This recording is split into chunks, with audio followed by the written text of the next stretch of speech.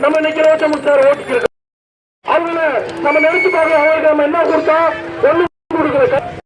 அவருக்கு உதயகுமார் அறிவித்துக்காங்க. ஏன்னா நம்ம உழவர் பெருமக்கள் வீர வழக்கம் செய்கிறாக அறிவிக்க செய்கின்றோம். வீர வழக்கம் மறக்க மாட்டோம்.